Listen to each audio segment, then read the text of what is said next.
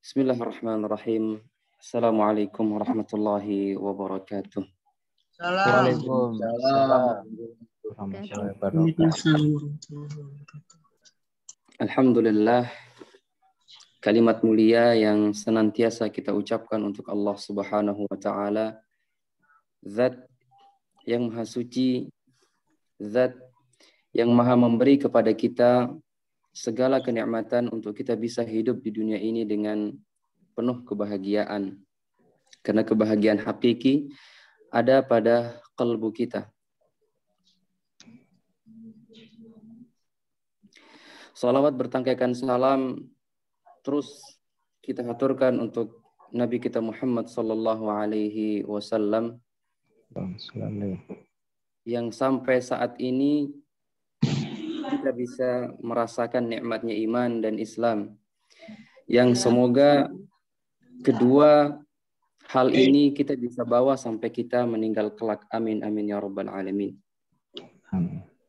Teman-teman yang dimuliakan oleh Allah Subhanahu wa taala, satu kalimat sapaan yang ingin saya sampaikan kepada antum dan antunna semua. Ahlan wa sahlan bi talibil ilm. Selamat datang bagi para penuntut ilmu. Dalam hal ini bertemakan Tibbun Nabawi atau dikenal dengan kedokteran Nabi, yang dikenal juga dengan kedokteran Arab klasik. Mau ikut Zoom, mau belajar. Ini adalah salah satu cara pengobatan yang memang sudah dibakukan oleh para ulama kita, teman-teman sekalian. Ya, oleh karena itu disebutlah dengan kata-kata Tibbun Nabawi, pengobatan ala Nabi Sallallahu Alaihi Wasallam. Namun perlu teman-teman ketahui sebelum kita masuk ke dalam materinya nanti, Tibbun Nabawi ini ada yang dari Nabi Sallallahu Alaihi Wasallam melalui wahyunya, wahyu Allah. Ada yang diambil dari kebiasaan orang-orang Arab di sekitar waktu itu. Dan ada yang diambil juga dari luar Arab, yang kemudian disatukan, hal-hal yang tidak sesuai dengan syariat dihapuskan, sehingga murni pengobatan dengan konsep-konsep yang baik dan bersih, yang tidak menyalahi syariat, sehingga dibentuklah konsep dengan nama At-Tibbu An-Nabawi. Teman-teman sekalian yang dirahmati oleh Allah Subhanahu wa taala, sesuai dengan judul yang pernah kami share di grup ya. Insyaallah pada malam hari ini kita akan berbincang-bincang tentang dasar-dasar pengobatan Nabi, kemudian beberapa hal yang harus kita pahami, dan tema terakhir nanti tentang lambung dalam perspektif medis modern dan tradisional Chinese medicine. Mudah-mudahan ini bisa memberikan manfaat kepada ibu bapak semua yang hadir pada malam hari ini dan bisa merubah kualitas dari kesehatan kita sehingga kita bisa beribadah jauh lebih optimal kepada Allah Subhanahu wa taala. Mengingat Allah Subhanahu wa taala berfirman, "Wa ma khalaqatul jinna wal insa illa liya'budun." Allah menciptakan jin dan manusia tidak lain dan tidak bukan untuk beribadah kepadanya. Semakin sempurna pola peribadatan kita kepada Allah, maka semakin sempurna juga pahala yang kita dapati. Baik, teman-teman sekalian yang dirahmati oleh Allah Subhanahu wa taala. Untuk mempersingkat waktu, kita langsung masuk kepada bahasan kita. Insyaallah pada malam hari ini kita bakal ngobrol tentang konsep Tibbun Nabawi. 10 hal yang harus diperhatikan. Yang ini nanti disebutkan oleh Al-Imam Ibnul Qayyim rahimahullahu ta'ala dalam kitab beliau At-Tibbun Nabawi. Kemudian lambung, menurut perspektif medis modern dan TCM, atau dikenal dengan traditional Chinese medicine. Kemudian apa masalah-masalah pada lambung dan bagaimana cara penanggulangannya, teman-teman sekalian. Dan yang terakhir adalah pola makan sehat dan pengenalan jam organ menurut tradisional Chinese medicine. Bismillahirrahmanirrahim. Baik, kita masuk yang pertama teman-teman sekalian. Tibbun Nabawi ternyata terkonsepkan di dalam Tibbun Nabawi itu bagaimana menjaga, bagaimana mencegah, dan bagaimana mengobati. Inilah kelengkapan dari At-Tibbun Nabawi, teman-teman. Yang pertama, menjaga kebersihan dan kesucian dengan cara menjaga wudhu kita. Ya. Karena ketika kita menjaga wudhu, maka kita telah membersihkan tubuh kita dari paparan bakteri, paparan mikroba, paparan kotoran yang menempel pada area terbuka, pada wajah, tangan, kaki, pada khayshum, ya, di bibir, di lubang hidung, dan di mulut kita, teman-teman sekalian. Semakin sering kita berwudu, maka semakin sehat fisik dan ruh kita, teman-teman sekalian. Kemudian ada manfaat lain dari wudu ini adalah mencerahkan wajah dan menenangkan jiwa. Ya, mencerahkan wajah dan menenangkan jiwa. Karena air ini di dalam ilmu klasik bersifat dingin dan mendinginkan. Ya, jadi semakin sering kita berinteraksi dengan air, maka semakin tenang jiwa kita, semakin cerah wajah kita. Ya. Kemudian yang kedua adalah bersiwak. Ini salah satu sunnah Nabi Shallallahu Alaihi Wasallam yang tertinggal sebenarnya, yang tertinggal karena jarang orang bersiwak sekarang. Padahal dalam sebuah hadis yang diriwayatkan oleh Al-Imam Ahmad, Nabi Shallallahu Alaihi Wasallam bersabda, "As-siwaku matharatun lil fam." Siwak ini, teman-teman sekalian, membersihkan mulut. Wa mardatun lirrabb, dan mendatangkan keridhaan Allah Subhanahu wa taala. Allah mencintai siwak ini, teman-teman. Oleh karena itu, kalau ada rezeki, kalau ada kesempatan beli siwak, pakailah siwak itu. Enggak apa-apa, nanti disambi dengan bersikat gigi dengan Pepsodent lah, seperti biasa, boleh-boleh saja. Yang penting ada kita dalam keseharian itu menggunakan siwak. Karena ini bagus sekali untuk kesehatan. Teman-teman bisa melihat nanti di di jurnal-jurnal tentang siwak, ternyata subhanallah mengandung enzim-enzim yang sangat bermanfaat bagi mulut kita. Di antaranya ada alkaloid, ada silika, ada chloride, ada fluoride, dan ada vitamin C, dan masih banyak lagi yang lain ternyata. Di sini saya tidak cantumkan. Kemudian menggosok bagian depan gigi berhubungan dengan ginjal. Subhanallah. Menggosok bagian depan gigi, kan kita kalau bersiwak itu kita hanya menyikat di bagian depan ya. Ini berhubungan dengan ginjal. Ini diambil dari keilmuan klasik. Ketika ginjal kita mendapatkan esensi sentuhan dari bersiwak kita, maka dia akan memancarkan sen yang disebut dengan sen, spirit dan semangat seseorang. Makanya di zaman dahulu orang-orang itu yang saya punya kenalan banyak ya teman-teman dari Arab Saudi, dari Timur Tengah, itu mereka tidak pernah lepas dari siwak. Ternyata memang ada aura yang kita sebut dengan aura ya, itu tampak lebih cerah di wajah mereka. Mereka lebih tampak bersemangat karena memang itu sudah menjadi sunnatullah.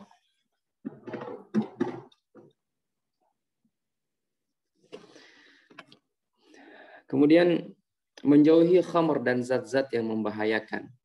Ini sudah harus difahami teman-teman sekalian. Seperti zat-zat yang memabukkan, zat-zat yang dapat membuat sakit apapun itu. Ya, dari yang kecil sampai yang besar. Dan zat-zat yang dapat meracuni tubuh kita. Ya, ini penting sekali ya.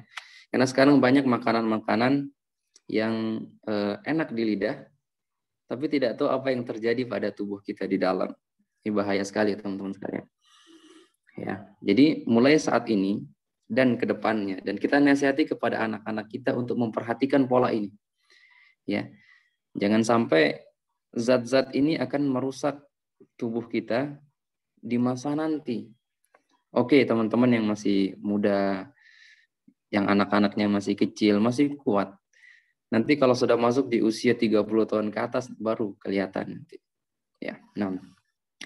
Kemudian berikutnya nasihat dari kedokteran Arab klasik adalah menjaga lisan dan menjaga hati.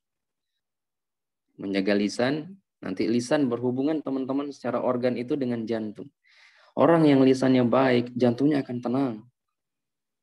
Ya, makanya ada Nabi SAW mengatakan agar lisanmu selalu basah dengan zikir kepada Allah. Itu ternyata akan menenangkan kalbu, menenangkan hati. Ya. Kemudian kita juga harus menjaga hati. Kalau tadi menjaga lisan ya, dan sekarang kita menjaga hati. Keduanya kita harus menjaga seperti apa? Menjaga dari kata-kata kotor dan keji. Karena ini berpengaruh sekali dengan kesehatan dari jantung dan organ hati. Ya. Kemudian menjauhi hasad, iri, dengki, marah. Satu poin penting teman-teman sekalian, marah. Dalam beberapa literatur dikatakan marah 5 menit saja itu sudah mendropkan 5 jam imun kita. Ya, hati-hati marah. Makanya Nabi SAW selalu mengatakan la taghdab sampai 3 kali. Jangan marah, jangan marah, jangan marah. Sekalipun kita benar, tenang. Tenang dulu. Karena ini berpengaruh dengan organ dan kesehatan kita secara keseluruhan, teman-teman sekalian. Kalau di dalam klasik tradisional Chinese medicine, marah ini adalah emosi dari hati, dari organ liver. Ketika kita mengeluarkan amarah kita, maka kacau energi yang ada di liver dan akan merusak organ-organ yang ada di atas, jantung, ada paru-paru, ya, ada perikardium, dan merusak organ yang ada di tengah, tetangga-tetangga si liver itu seperti apa? Di sana ada ginjal, ada pankreas, ada limpa, ada lambung, dan akan mengganggu kinerja dari organ bawah. Di sana ada usus besar, usus halus, ada vesika urinaria, ada ureter, ya, ada rahim, ada tuba falopi dan lain-lain. Ternyata marah ini efeknya kemana-mana. Sehingga Nabi SAW menyatakan kepada kita jangan marah. Ya, jadi harus bisa belajar untuk sabar. Baik, kemudian kita menjauhi ghibah. Ya, kemudian menjauhi sifat panjang angan-angan. Saya besok harus begini, harus begitu. Target di dalam kehidupan itu boleh teman-teman sekalian. Tetapi menjadi angan-angan yang panjang, saya akan begini, akan begitu, ternyata itu memberikan efek yang tidak baik pada ruh kita, yang berefek nanti kepada organ kita, terutama pada limpa dan paru-paru. Ya, ini pengkajian secara eksplisit terhadap hubungan emosi dengan organ. Kemudian hal berikutnya adalah kita menjauhi tatabul akhbar, kepo. Nah, ini sekarang banyak di perempuan ya, kepo ini. Walaupun laki-laki juga sekarang udah banyak nih yang punya Facebook terutama ya. Hati-hati terhadap tatabul akhbar ini teman-teman sekalian. Secara organ ya, nanti akan mempengaruhi liver, akan mempengaruhi kesehatan dari hati. Biasanya kalau perempuan yang gemar kepo sana, kepo sini, biasanya kena pada kasus nyeri haid. Jadi saat haid atau malah nggak bisa haid. Ya, termasuk di sana nanti ada keguguran dan susah punya anak. Itu ternyata hanya gara-gara tatabul akhbar, hanya gara-gara kepo, teman-teman sekalian. Ya. Baik. Kemudian menjauhi sifat sombong, riya dan sum'ah. Sombong kita sudah ketahui, kibar. Kemudian riya ingin didengar orang, dan sum'ah, riya ingin dilihat orang, dan sum'ah ingin didengar orang. Ternyata ini semua mempengaruhi organ kita. Baik. Nah, Tibun Nabawi teman-teman sekalian, ternyata tradisional dan konvensional itu bisa bernilai Tibun Nabawi ketika 3 syarat ini terpenuhi. Maka teman-teman harus berikhtiar nih ketika qadarullah dan la qadarullah kita sakit nih, ya. Maka kita harus ada ikhtiar dengan cara-cara baik itu konvensional, medis, ataupun tradisional dengan penggunaan jamu, TCM, Ayurveda, Yunani medicine, dan lain semuanya itu bisa digunakan. Kapan dia menjadi Tibbun Nabawi? Ya, kapan dia menjadi pengobatan yang sesuai dengan pengobatan yang dibolehkan oleh Nabi SAW? Kapan dia pengobatan itu halal dan thayyib? Ya, halal dan thayyib. Thayyib itu bagus ya. Di pengobatannya bagus, tidak nyeleneh gitu. Kemudian secara implementasi pengobatan tidak melanggar syariat. kemudian menyandarkan kesembuhan hanya kepada Allah Subhanahu wa taala. Jadi semua pengobatan yang teman-teman lakukan, usahakan terbangun di atas 3 hal ini. Ya, sehingga kita mendapatkan pahala juga ketika kita berikhtiar untuk mencari kesembuhan, teman-teman sekalian. Karena semua pengobatan itu sebenarnya memiliki tujuan yang sama, yaitu sembuh. Ada sebuah kisah, teman-teman sekalian, waktu itu ada seorang sekretaris daerah Jakarta yang datang ke Lombok waktu itu ya, karena saya di Lombok ya. Sempat kita terapi beliau. Itu beliau bercerita ketika beliau berada di Tiongkok. Ada satu rumah sakit besar di sana. Satu pintu ya, dia tertulis pakai bahasa Tiongkok, saya jadi tidak hafal ya bahasanya apa. Cuman seperti rumah sakit besar, masuk dengan satu lorong, kemudian ada tanda panah. Di sini ICM, di sini konvensional, medis. Nah, kemudian masuk di ruangan itu, ya, masuk di ruangan itu dan keluar dengan satu jalur yang sama, yaitu sembuh. Jadi kedua pengobatan ini sebenarnya sama-sama menginginkan kesembuhan. Hanya saja dengan pola pikir dan teknik-teknik yang berbeda. Pada intinya adalah bagaimana kita berikhtiar untuk mencari kesembuhan ketika Allah sedang memberikan kepada kita rasa sakit.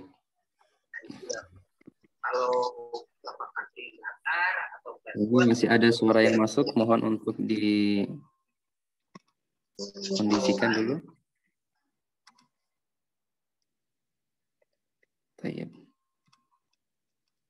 Sebentar ya.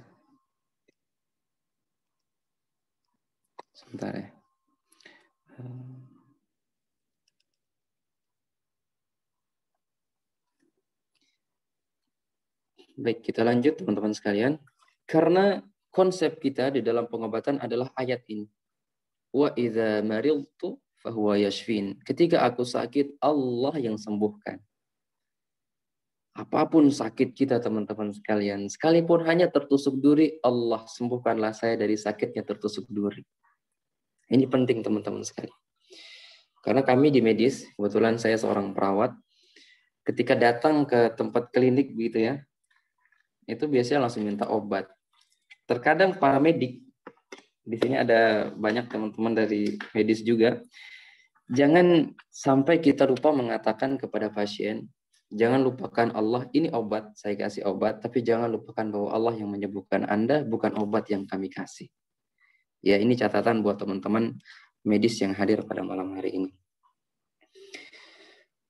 Karena zona kesembuhan teman-teman sekalian berkisar di sini. Ketika kita yakin bahwa ini adalah takdir dari Allah Subhanahu wa taala, lantas kita khusyuk menerima penyakit tersebut, menerima dan menjalaninya dengan penuh kekhusyuan dan rasa syukur ya. Alhamdulillah ini lagi sakit nih, dosa banyak yang terhapuskan, kan begitu. Kemudian kita ikhlas. Timbullah keikhlasan di sana. Dari keikhlasan tersebut kita jadi pasrah, ya Allah. Aku pasrahkan sakit ini, yang penting Engkau senang sama saya, Allah. Ini penting. Ini konsep dalam akidah, teman-teman sekalian. Sehingga kita bisa bersyukur terhadap sakit yang Allah sedang ujikan kepada kita, ya. Dan timbullah keyakinan kembali, ya.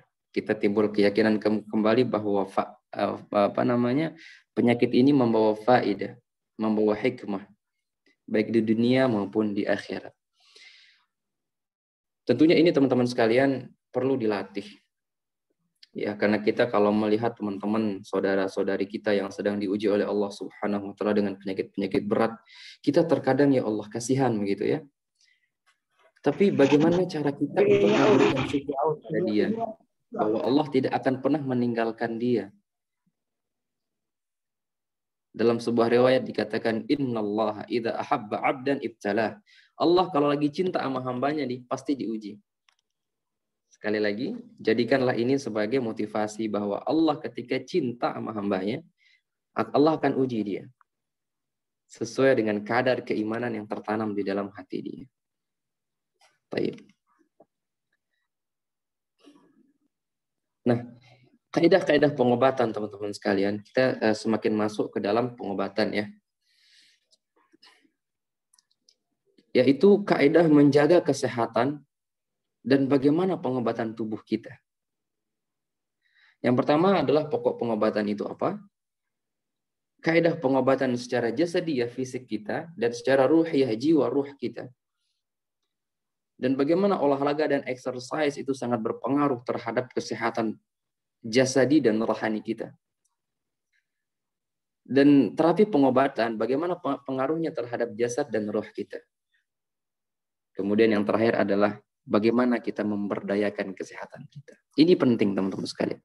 Bagaimana kita memberdayakan kesehatan kita sehingga kita tidak sakit terus dengan penyakit yang sama, atau penyakit yang kemarin adalah stage 1 misalnya, sekarang menjadi stage 2, stage 3, stage 4, malah repot kan, jadi malah tambah parah. Jadi Tibbun Nabawi ini mengajari kepada kita bagaimana kita mencari kesehatan, melakukan treatment pengobatan, dan bagaimana kita memberdayakan tubuh dan ruh kita agar terus dalam keadaan sehat. Kalaupun sakit itu tidak terlalu berat. Nas'alullah as-salamata wal afiyah. Pokok pengobatan teman-teman sekalian.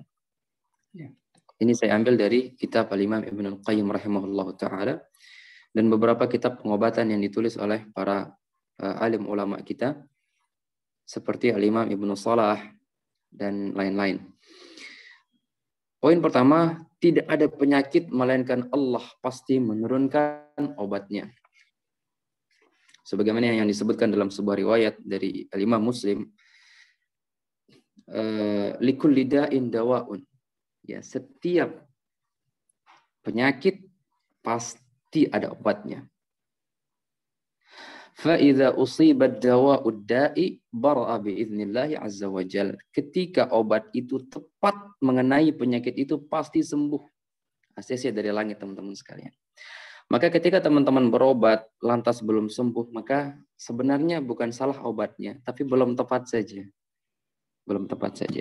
Maka nanti kita akan kenalkan di dalam traditional Chinese medicine ini, atau di dalam pengobatan kedokteran Arab klasik, itu melihat penyakit dari jenis dan sifatnya. Nah, di sini, di poin 2 ini, memahami obat dan karakteristik penyakit. Ternyata sakit punya karakter. Kalau di dalam tradisional, teman-teman akan kenal dengan penyakit ada 4 tipe secara umum. Ada penyakit tipe panas, ada penyakit tipe kering, ada penyakit tipe dingin, ada penyakit tipe lembab. Dan obat-obatan ternyata yang Allah turunkan di bumi ini seperti madu, habatus sauda, kismis, kurma, susu onta, dan lain sebagainya, itu pun punya sifat teman-teman sekalian. Nanti kita coba sebutkan tentang lambung nanti ya, insya Allah. Dan yang terakhir teman-teman sekalian adalah menyandarkan pengobatan dan kesembuhan hanya kepada Allah Subhanahu wa Ta'ala. Baik. Kaidah pengobatan ini yang dirangkum oleh Al-Imam Ibnul Qayyim rahimahullahu ta'ala dalam kitab beliau At-Tibbun Nabawi. Yang pertama, teman-teman harus buat skema dalam otak teman-teman sekalian bahwa 3 hal ini harus teman-teman lakukan setiap hari. Yang pertama adalah hifdzus shihah, menjaga kesehatan secara umum. Ya, bagaimana kita menjaga kesehatan kita? Ya, menjaga pola makan, menjaga pola tidur, menjaga exercise, menjaga pola pikir dan segala macamnya. Ya, harus dijaga nih teman-teman sekalian. Karena kalau tidak dijaga ya siapa lagi akan menjaga tubuh kita sendiri, kan begitu.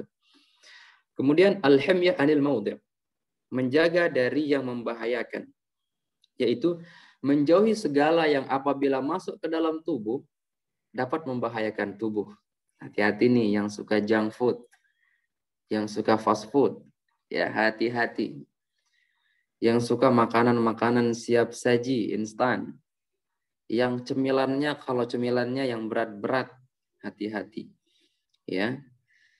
Kemudian yang terakhir adalah al-istifragh anil mawadil fasidah, anil mawad al-fasidah, ya. Membuang segala hal yang apabila berada di dalam tubuh kita dapat membahayakan tubuh kita. Ya. Tibbun Nabawi datang membawa beberapa tips menjaga atau membuang segala hal yang berada di dalam tubuh ini dengan cara bekam, kemudian ada al-fasdu, ya, kemudian dengan cara al-qai, muntah, nanti kita sebutkan di 10 hal yang harus diwaspadai. Itu diantaranya. Oke. Kemudian aktivitas badan. Ya.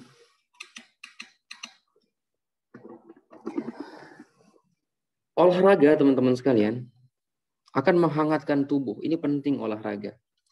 Melancarkan qi dan xie.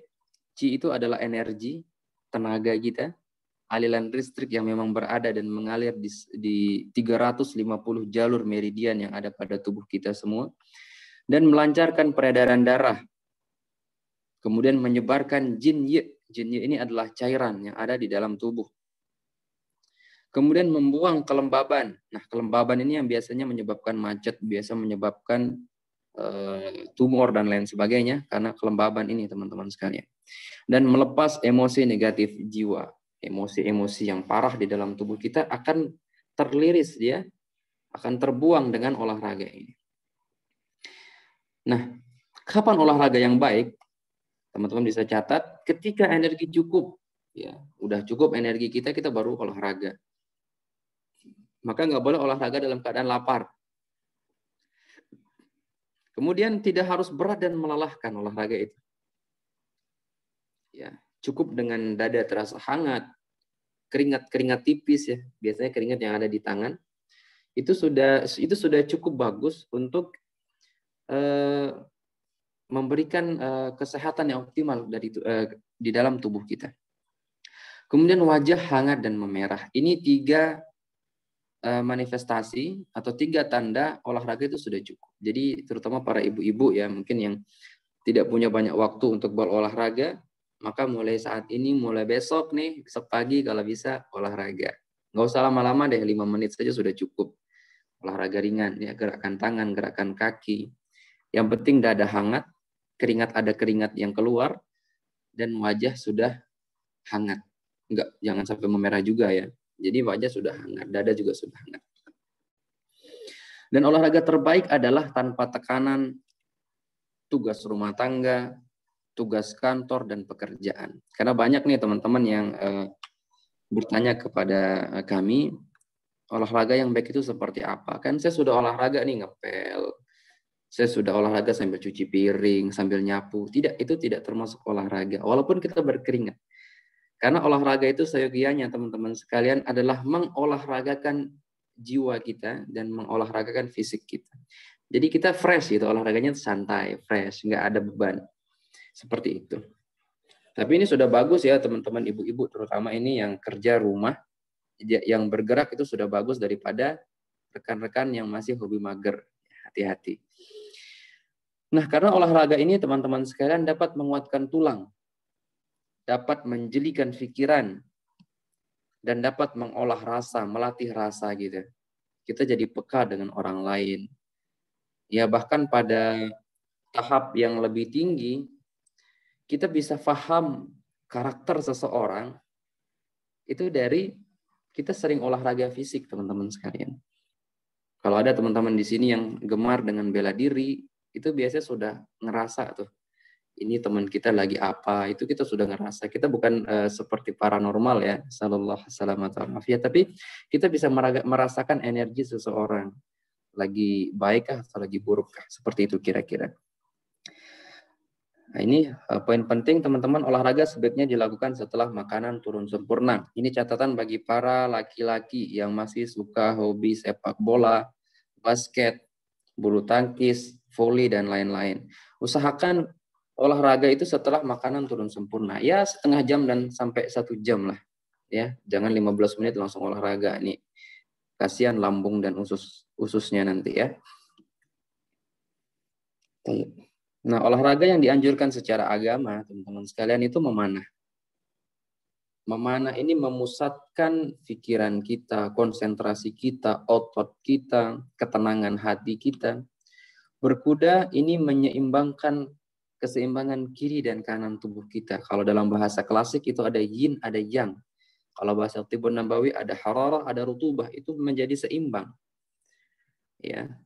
Anak-anak yang merangkak dari kecil itu lebih bagus daripada anak-anak yang langsung diajari berjalan. Ini penting teman-teman sekalian. Kemudian berlari, jalan kaki ini juga termasuk olahraga. Ya, disebutkan dalam hadis hasan bahwa al-masyu 'alal aqdam itu juga termasuk olahraga yang baik. Berenang, nah ini berenang ini sangat luar biasa ini. Karena dari ujung rambut sampai ujung kaki semua otot bergerak. Yang terakhir adalah bergulat. Ya, bergulat ini seni bela diri, gulat, banting membanting. Ya, kunci mengunci, ini bagus. Nah, kemudian ada olah jiwa, teman-teman sekalian. Ya, olah jiwa artinya kita mengolah emosional kita. Ya, ketika kita marah, bagaimana kita tidak marah? Ketika kita senang, bagaimana agar tidak terlalu senang berlebihan? Ketika sedih, bagaimana agar tidak sedih berlebihan? Ketika kecewa, demikian. Ketika takut pun demikian. Kita harus tetap olah itu. Ya, dalam sebuah hadis juga diisyaratkan ya, dalam hadis Sahih al-Jami', itu Nabi SAW bersabda, innamal hilmu bittahallum. Ya, kelemah lembutan itu adalah dengan melatih lemah lembut. Sama dengan semua emosi yang ada itu harus dilatih. Karena ini nanti teman-teman sekalian berhubungan dengan organ, terutama organ liver. Ya, kalau emosi ini nanti berkaitan dengan organ liver. Dan liver ini tadi sudah kita sebutkan, ketika dia bermasalah maka bermasalah semua organ kita akan bermasalah. Ya, liver ini berbahaya. Baik. Nah, ini terapi pengobatan ya. Terapi pengobatan di dalam Tibun Nabawi itu ada banyak, teman-teman sekalian. Ini saya coba sebutkan 18. Ada berbekam, ada meminum madu, ada habatus sauda, jintan hitam ya. Ada kismis, susu, kurma, ada talbinah, bidara, ada labu kuning. Ini bagus. Nabi SAW suka banget sama labu kuning. Ada mentimun, ada semangka, daging, kambing, sapi, onta. Ya. Ada celak ismit. Nah, ini nih yang pengen matanya jeli, yang pengen matanya jadi cantik, bercelaklah pakai ismit. Ya. Celak yang ismit ya. Kemudian ada zaitun, ada buah tin, ada kencing unta. Ini jarang di Indonesia, mungkin nggak ada kali di Indonesia. Kemudian ada ekor kambing. Ini bagus buat kasus-kasus sakit pinggang bawah, ya saraf kejepit lah, encok dan lain sebagainya. Ekor kambing, ekor kambing teman-teman rebus, diminum 3 kali. Jadi satu ekor dipotong 3, diminum sekali sehari saja. Ya. Kemudian ada sumsum tulang hewan. Ini juga bagus untuk kasus-kasus sumsum tulang di tubuh manusia. Baik, sampai sini biar kita enak sambil diskusi. Ada yang ingin ditanyakan teman-teman? Monggo silahkan. Saya buka 3 pertanyaan dulu. Setelah ini kita masuk ke 10 hal yang membahayakan tubuh apabila dibiarkan dan diabaikan. Silahkan teman-teman yang ingin bertanya.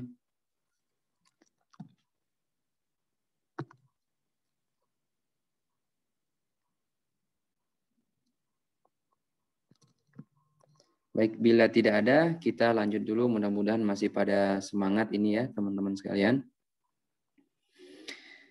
Baik, sekarang ada 10 hal yang membahayakan tubuh apabila dibiarkan dan diabaikan. Hati-hati, teman-teman sekalian. Karena kita harus belajar, ini saya buat sebuah tulisan, kita harus belajar mendengar dan merasakan tubuh kita sendiri. Ya, signal-signal dari tubuh kita ini kita harus bisa dengar, kita harus bisa pahami. Yang pertama adalah darah yang bergejolak. Mudah-mudahan di sini teman-teman sudah pada bisa bekam ya. Darah ini teman-teman sekalian adalah materi dasar pada tubuh kita. Dia adalah cairan di dalam tubuh. Dia berwarna merah, ya, kita tahu eritrosit berwarna merah. Dan dia adalah hasil pemerasan dari saripati yang kita dapati dari makanan dan minuman. Maka jika dibalik, ya, darah kita adalah apa yang kita makan dan apa yang kita minum. Artinya, makanan minuman kita bagus, maka pasti darah kita bagus. Kalau makanan minuman kita gitu-gitu saja, maka darah kita ya begitu-begitu saja. Ya, misalnya sekarang banyak makanan yang modelnya banyak tapi nilai gizinya rendah, teman-teman sekalian. Apa yang terjadi pada darah? Maka nilai dari esensi darah itu juga akan buruk, teman-teman sekalian. Makanya sekarang banyak orang terjadi anemia, mudah pusing, ya akhirnya terjadi masalah-masalah pada darah, trombositopenia, sampai susah sembuh ketika terjadi luka, misalnya. Dan lain sebagainya. Masih banyak contoh-contoh yang berkaitan dengan darah. Nanti termasuk autoimun, itu juga nanti masuk di sini, teman-teman sekalian. Ya, oke, kita lanjut dulu. Nah, fungsi dari darah, ini saya ambil dari kitab Al-Imam Ibnul Qayyim, ya. Teman-teman bisa cek yang punya kitab Tibur Nabawi, nanti bisa dibuka di sana. Fungsinya adalah memberi makanan ke seluruh organ zangfu. Organ zangfu ini istilah dari kedokteran klasik, adalah organ kita semuanya. Ya, yang ada di dalam tubuh kita ini ternutrisikan dari darah kita. Kan tadi makanan dan minuman itu adalah hasil menjadi saripati yang mengalir ke dalam darah, yang oleh darah didistribusikan dan dikirim ke semua organ kita. Maka kalau makanan kita buruk, ya organ kita akan buruk juga nanti. Kan begitu jadinya kan. Kalau makanan minuman kita bagus, maka organ kita juga akan bagus nantinya. Nah, fungsi dari darah ini juga memelihara anggota gerak. Maka teman-teman yang punya keluhan anggota geraknya kaku, coba lihat darahnya. Coba lihat makanannya. Ya. Kemudian seluruh tubuh fungsi lainnya juga menerima dan memelihara cairan jernih dan cairan merah. Ini kita tinggalkan dulu saja. Ini ada pembahasan tersendiri. Pada intinya adalah ini tulang tubuh dan otot-otot. Darah, teman-teman sekalian, itu dia dipengaruhi oleh jantung, dipengaruhi oleh hati, dan dipengaruhi oleh limpa. Limpa ini adalah organ yang berada di sebelah lambung. Di dalam klasik, limpa ini sangat-sangat fungsinya banyak sekali. Baik, kita coba baca. Ya, jantung ini nanti akan menguasai darah dan vaskuler. Jadi dia yang merajai dan dia yang menjadi tolak ukur sehatnya pembuluh darah. Kemudian liver atau hati akan mengendalikan darah dan menjaga homeostasis. Jadi hati memastikan darah itu benar-benar mengalir di dalam pembuluh darah. Berarti kalau ada teman-teman punya kasus melihat orang gitu misalnya dipukul sedikit langsung merah bintil-bintil, itu kemungkinan livernya lemah. Ya, pada kasus-kasus penyakit-penyakit seperti demam berdarah pun itu biasanya bintik-bintik merah di bawah kulit itu sudah menyerang liver. Maka liver harus kita kuatkan. Kemudian darah juga nanti dipengaruhi oleh limpa. Karena limpa ini adalah meningkatkan aliran bebas dari energi vital dan menyimpan darah dan mengatur jumlahnya. Nah, ini teman-teman bisa catat di sini mengatur jumlahnya. Ketika ada kasus misalnya orang anemia gitu kan, maka kita harus kuatkan, harus perbaiki pola makan dan perbaiki organ lambung dan limpanya. Ya, diantaranya teman-teman bisa menggunakan rebusan kurma, bisa menggunakan kayu manis, bisa menggunakan madu yang diseduh, ya, bisa menggunakan labu kuning. Bisa menggunakan juga makan ikan gabus. Ini bagus untuk kasus-kasus di limpa dan lambung. Mengapa teman-teman sekalian? Semakin kuat cairan merah, semakin kuat darah dan cairan di dalam tubuh kita, maka semakin kuatlah tubuh itu. Demikian sebaliknya, kalau cairan darah kita buruk, maka tubuh itu akan lemah. Biasa orang itu akan nampak lemah lunglai dan membungkuk. Nah, yang kedua, mani ketika memberontak. Ya, ini saya tujukan kepada teman-teman yang laki. Secara ringkas, teman-teman, bahwa mengeluarkan sperma bagi laki-laki ini pertama menjaga keturunan. Ya. sebagaimana yang Allah Subhanahu wa taala inginkan dari kesempurnaan hamba-hambanya. Kemudian menghindari bahaya akibat tidak dikeluarkan akan menyebabkan kecemasan, ayan dan gila ya pada laki-laki. Walaupun secara medis itu tidak membahayakan ya, karena akan tetap tertampung di dalam tubuh dan akan diserap ketika tubuh membutuhkan protein yang banyak. Kemudian mendapatkan kenikmatan, ini sudah kita pahami bersama. Nah, di dalam filosofi tradisional, ibu bapak sekalian, teman-teman sekalian yang dirahmati oleh Allah, sperma akan rusak dan menjadi racun ketika tidak dikeluarkan. Bentuk kasih sayangnya Allah Subhanahu wa taala kepada kita, terutama kaum laki-laki, akan terjadi mimpi basah. Sebenarnya wanita juga mimpi basah ya. Filosofinya adalah air sumur, ketika Bapak Ibu punya air sumur yang tidak pernah diambil airnya, nanti airnya akan rusak, kejernihannya akan hilang. Nah, bagaimana cara agama menasehati dan memberikan petunjuk kepada para remaja yang qadarullah belum menikah, berpuasa. Karena berpuasa itu akan meredam syahwat yang bergejolak.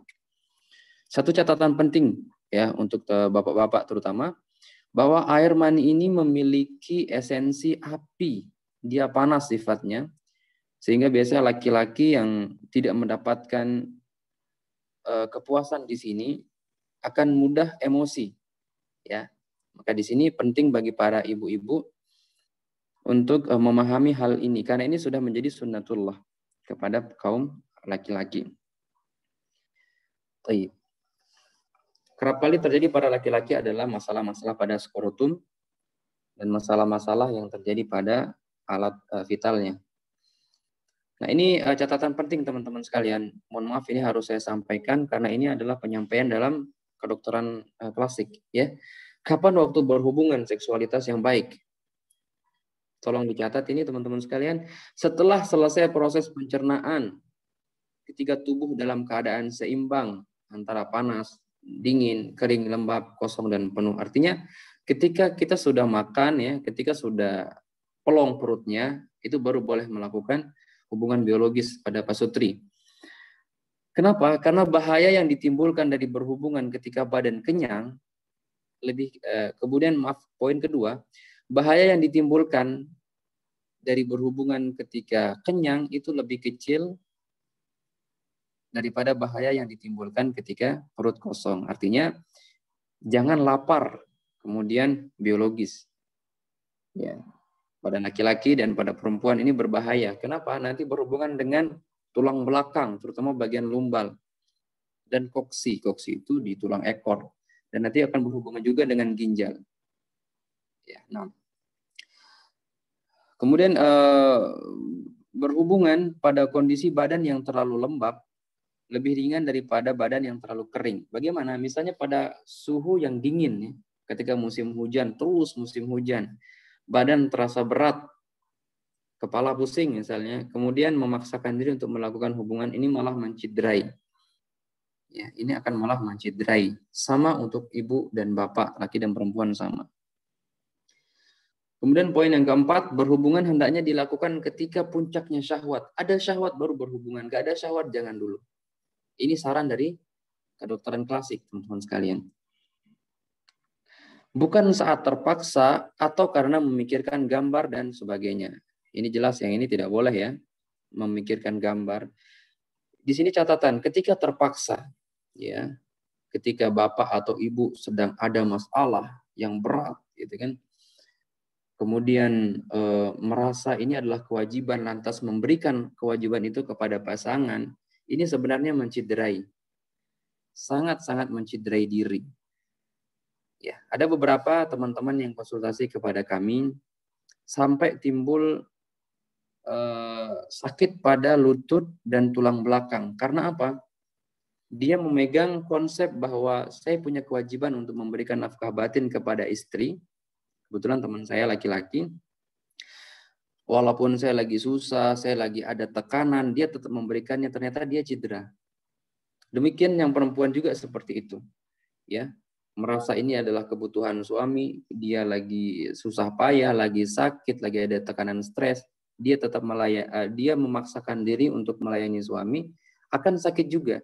Tetapi untuk perempuan ini adalah sebuah keimanan ya, sebuah keimanan, artinya tidak boleh menolak seperti itu.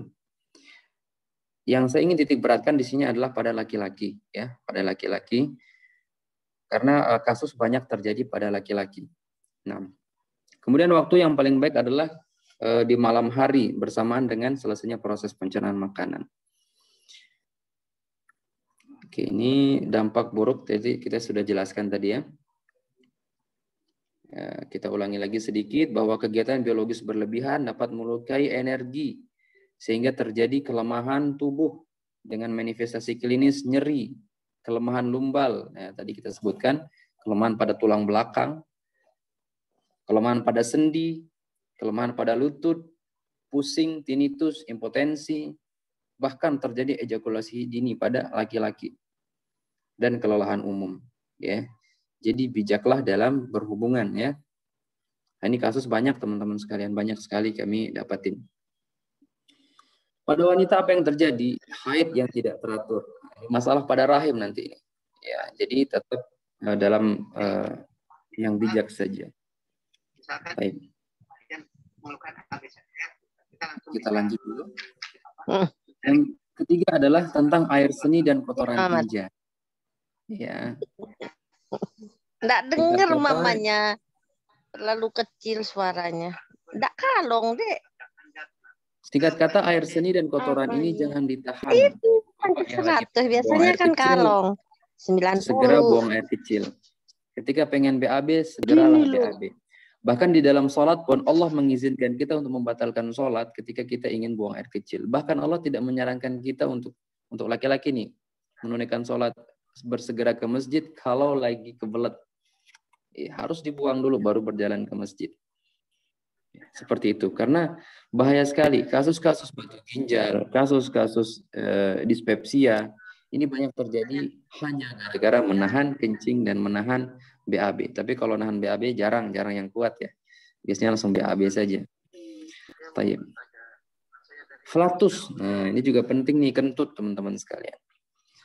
Kita setiap hari menghirup udara, kita setiap hari makan, terkadang kita makan makanan yang bergas, sehingga terjadi flatus di dalam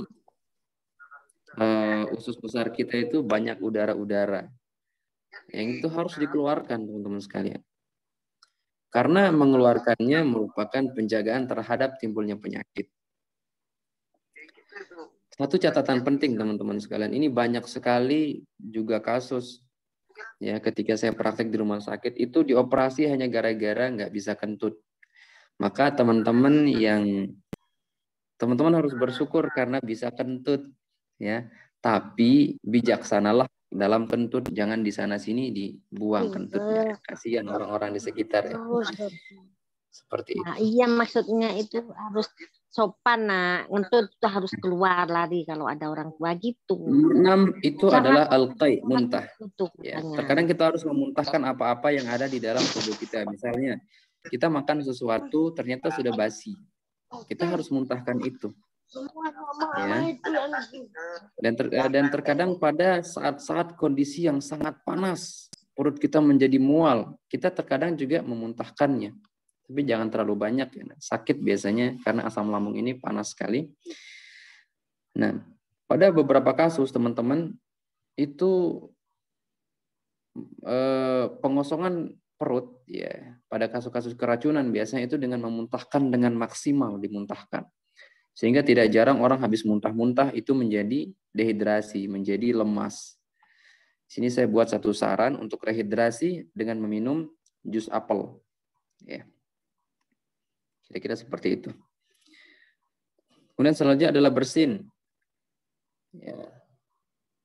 Ada satu bahasan dalam kedokteran, bersin ini kalau ditahan Bapak Ibu sekalian, teman-teman sekalian, misalnya mau bersin tapi ditutup hidung, itu mata bisa lepas, nah, subhanallah, karena saking kuatnya dorongan alamiah dari dalam tubuh untuk membuang patogen-patogen yang ada pada paru-paru, tenggorokan, dan hidung, khayshum. Jadi kalau bersin jangan ditahan, bersin saja. Nabi SAW mengajarkan dengan menutup seperti ini atau dengan tangan. Ya. Tidur. Nah, ini juga banyak kasus nih. Ketika teman-teman ngantuk tidur. Ya. Ketika teman-teman ngantuk tidur. Karena tidur ini adalah proses recharge. Tubuh kita, organ kita itu tercharger ulang. Dan terjadi regenerasi, pembaharuan sel. Ya, karena tubuh kita juga butuh istirahat, organ kita juga butuh istirahat. Namun sayangnya sekarang, orang bagaimana agar tidak tidur, ya minum kopi lah, kemudian sengaja bermain-main supaya tidak tidur, ini membahayakan. Mobil saja teman-teman sekalian, ini kalau dinyalain terus-terusan nanti jebol tuh mesin. Sama tubuh kita juga kalau terus digunakan nanti akan merusak nanti. Ya, merusak jantung, merusak liver, merusak paru-paru, limpa, dan lain sebagainya. Baik, ini ada catatan kecil. Ya. Tidur ada 3 macam. Ya, karena secara umum tidur ini akan menyehatkan, tetapi ketika keliru waktu tidur juga akan membahayakan. Misalnya pada tengah hari, al-khuluq ya, tengah hari ini bagus nih, qailulah ini. Nah, ini ada yang al-khuraq di waktu duha, ini kita nggak dapat pembagian rizki setiap pagi oleh Allah. Kemudian yang bahayanya nanti al-humq, ini di asar ya, waktu asar. Jadi jangan tidur setelah asar. Sampai maghrib, sampai isya, nanti isya baru tidur. Ya, karena bahaya ginjal kita bisa kena nih kalau tidur sore hari. Kecuali mungkin kalau terpaksa kayak sakit gitu ya, itu masih masuk kategori yang dibolehkan. Tetapi sebaiknya tetap menghindari tidur di waktu asar. Nah, ini berlaku untuk orang dewasa ya. Mungkin kalau anak-anak dia tidurnya banyak ya. Itu untuk dewasa ya. Perlu catatannya. Kemudian yang terakhir 9 dan 10 adalah rasa lapar dan haus. Nah, ini kalau ibu-ibu lapar, makan. Ibu-ibu haus, makan. Ya. Ini ada sedikit perbedaan dari orang-orang yang memiliki konsep diet ya. Kadang konsep diet itu mereka mengatakan kita harus lapar. Tetapi di dalam kedokteran klasik dan Tibun Nabawi, jangan lapar. Sehingga ada nanti konsep makan sebelum lapar, berhenti sebelum kenyang. Ya, kemudian makan sedikit-sedikit tapi sering lebih baik daripada makan seabrek sekaligus. Ya, nanti ini berhubungan dengan kesehatan lambung juga. Nah, ini 10 poin teman-teman sekalian yang sangat-sangat penting untuk kita pahami. Ya, 10 ini bila kita sudah bisa menjaganya, insya Allah akan memberikan esensi kesehatan yang lebih sempurna. Dan memang selainnya kita harus menjaga kesehatan dari penyakit-penyakit kita. Misalnya ada Bapak Ibu yang sudah mengeluhkan penyakit lambung, maka bagaimana menjaga lambung itu? Teman-teman yang sudah memiliki penyakit vertigo misalnya, sama bagaimana agar vertigo tidak terjadi kembali. Baik, ada yang ingin ditanyakan Ibu Bapak sekalian, monggo silahkan tentang bahasan yang tadi sudah kita sebutkan. Boleh, silahkan.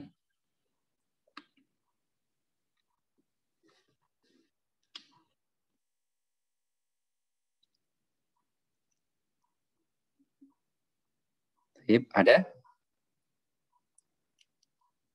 Monggo silahkan Mas Khairuddin. Dibuka mic-nya, monggo. Assalamualaikum Ustadz.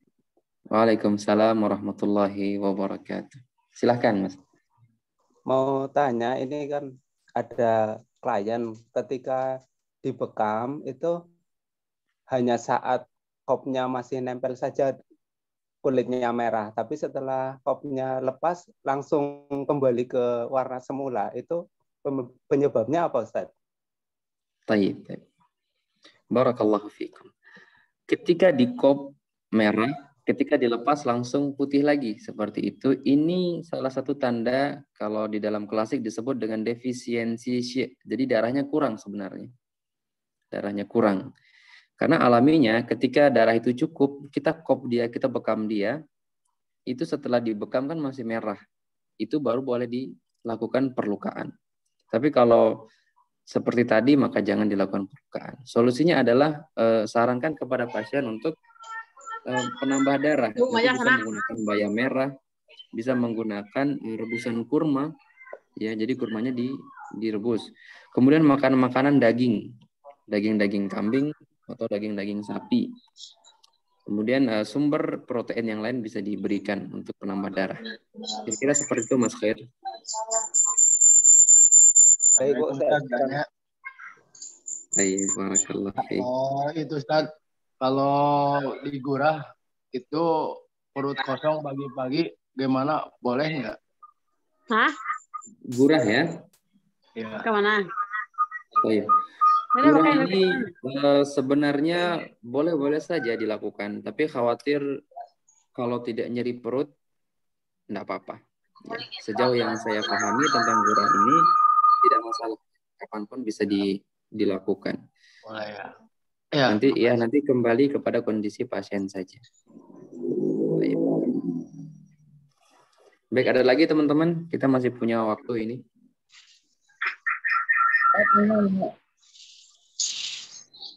Iya. Dengan menanganin GERD, Ustaz. Bagaimana? Suaranya menggema ya? Menanganin asam karena belum GERD. Sering paru. Maaf, ini suaranya menggema sekali.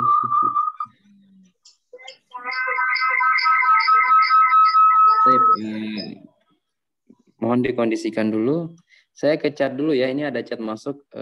Jelaskan apa itu Qi. Iya baik. Qi itu teman-teman sekalian adalah energi, tenaga lah gitu kita bilang.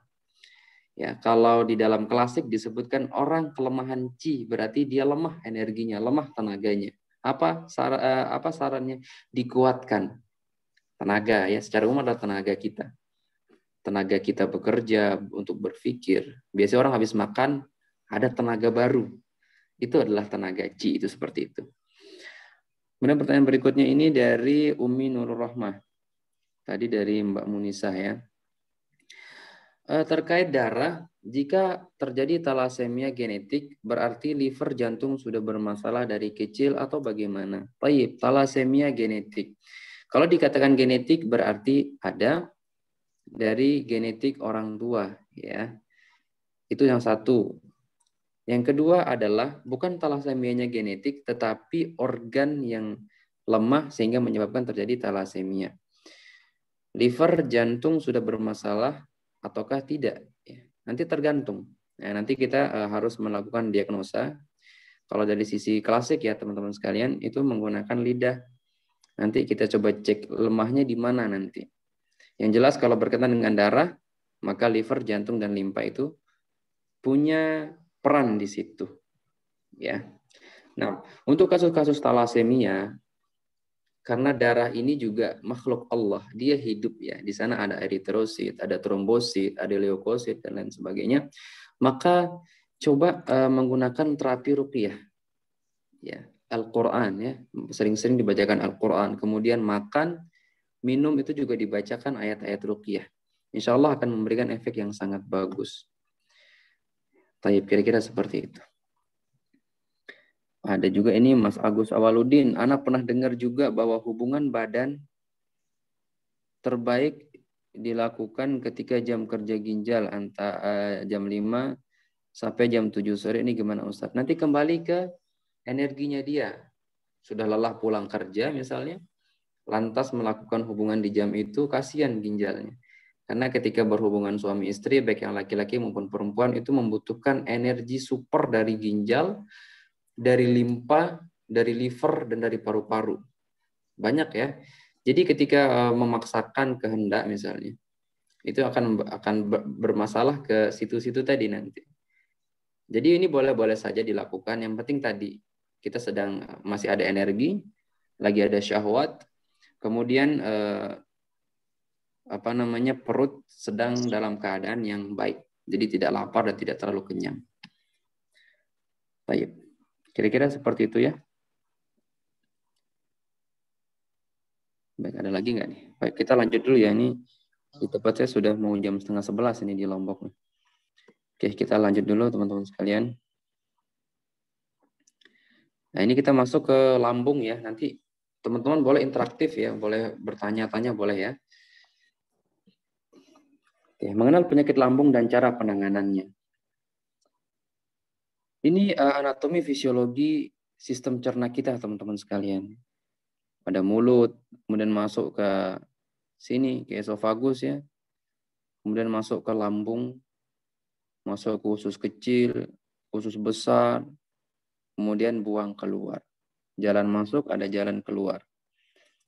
Teman-teman boleh memperhatikan di sini. Kita teman-teman sekalian hanya merasakan makanan itu di sini.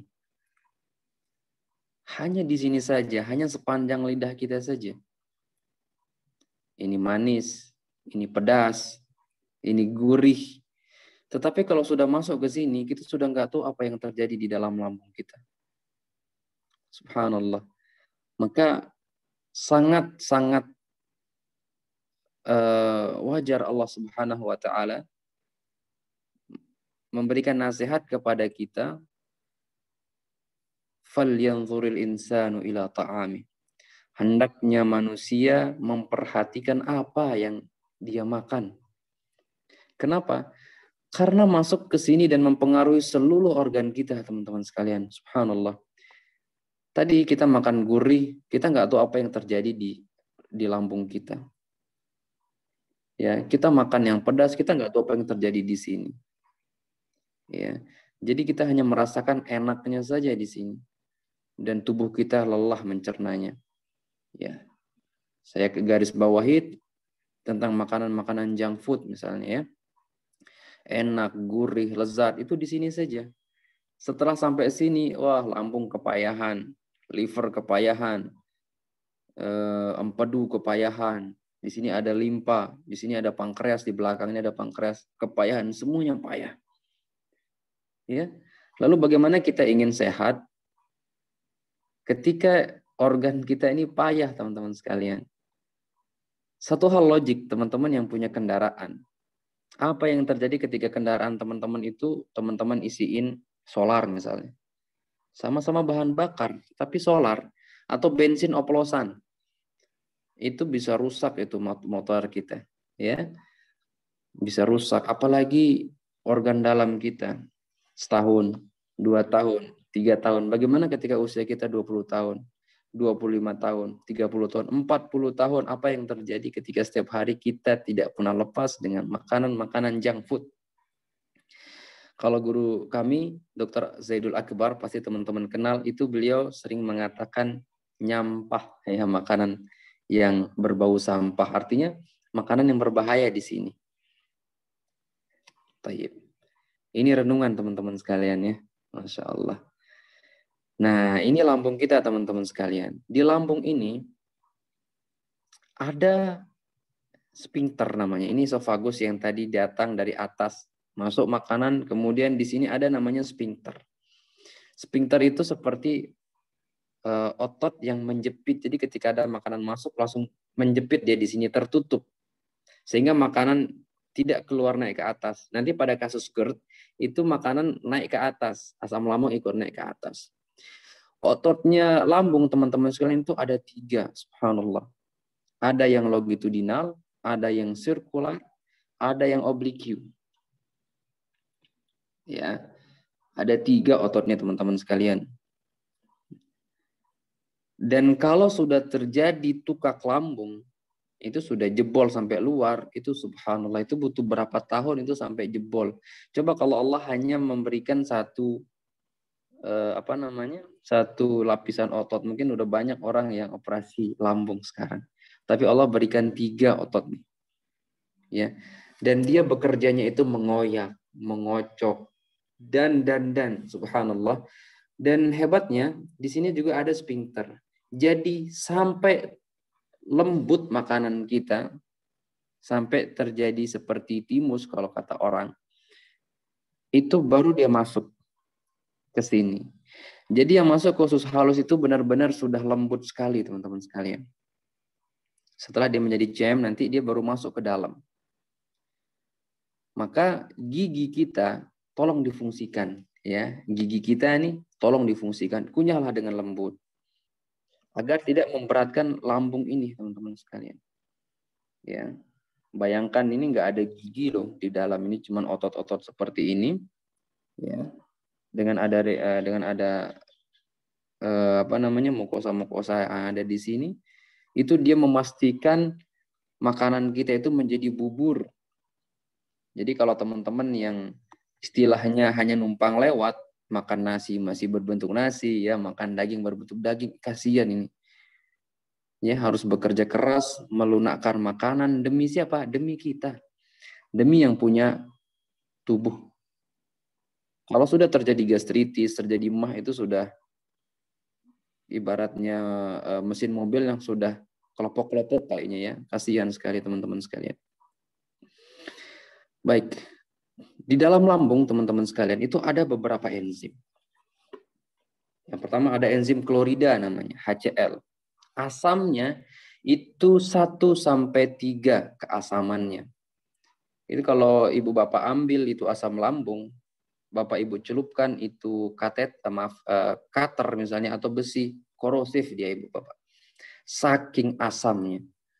Bayangkan tadi teman-teman sekalian, kalau Allah tidak, nanti di situ ada mukosa, ada pelapisnya. Kalau tidak ada pelapisnya, ini sudah terbakar lambung kita. Ya, apa fungsinya teman-teman sekalian? Dia menjadi desinfektan, ya, mengubah pepsinogen menjadi pepsin, memecah protein dan makanan.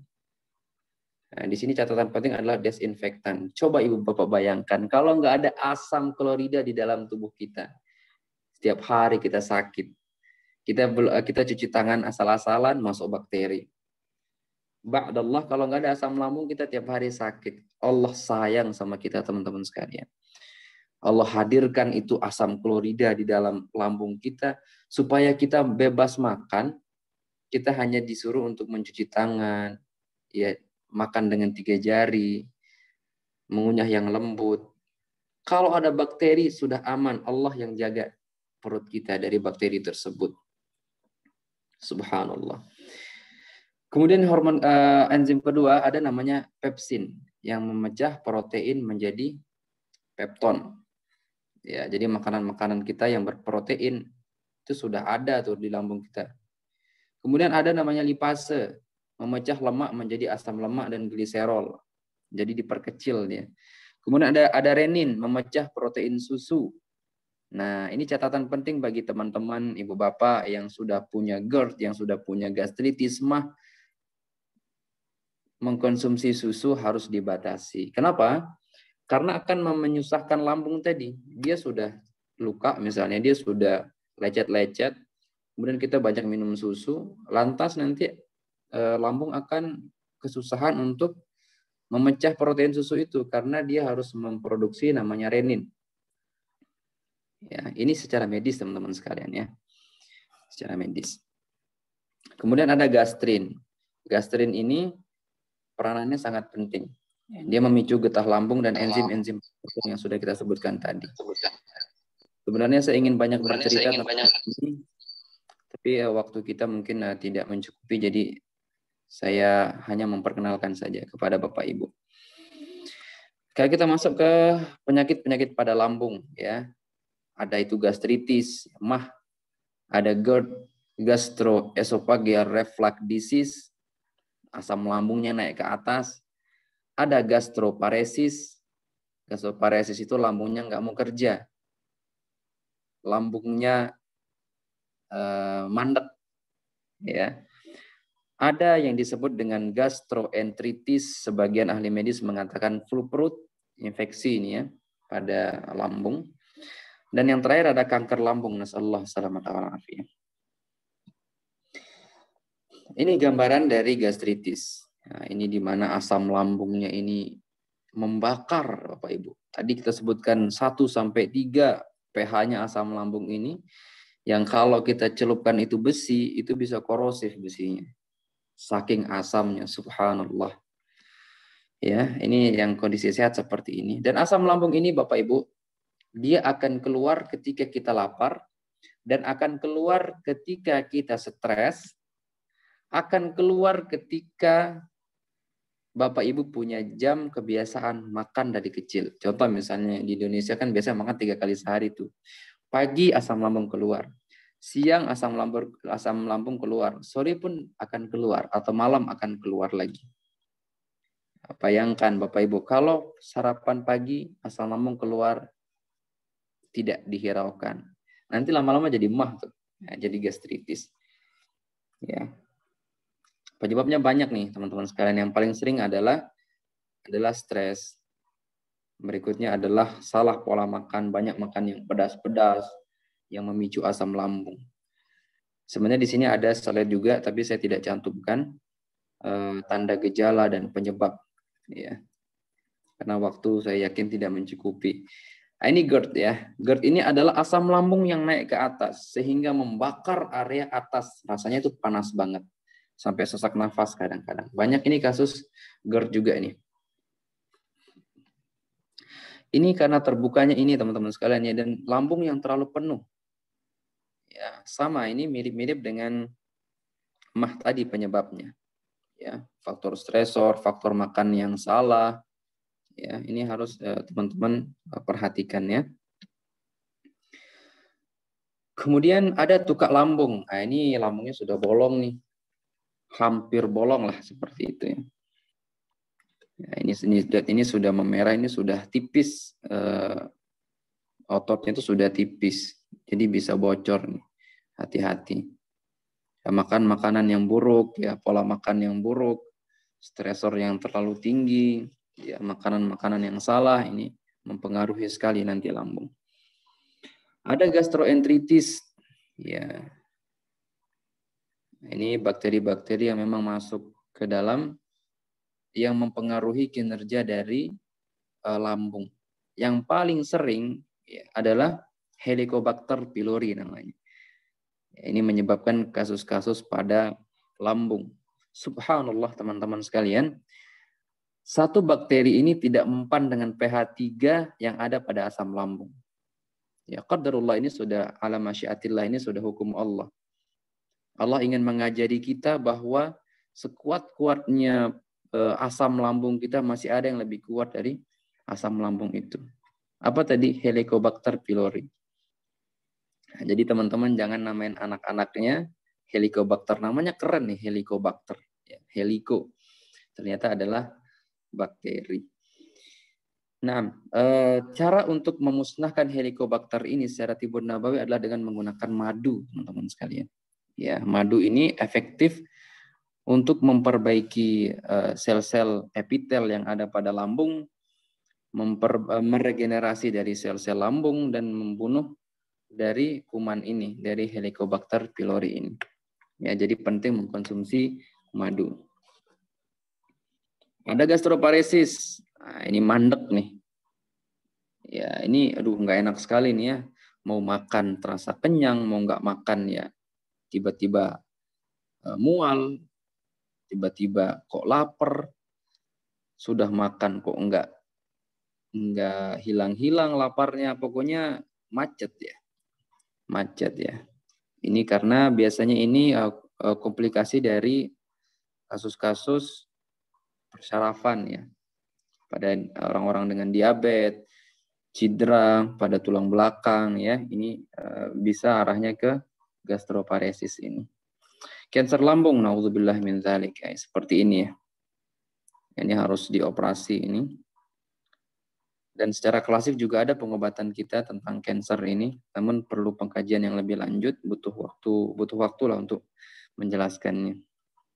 Nah, obat-obatan secara medis yang sudah kita kenal, di sana ada antasida ya.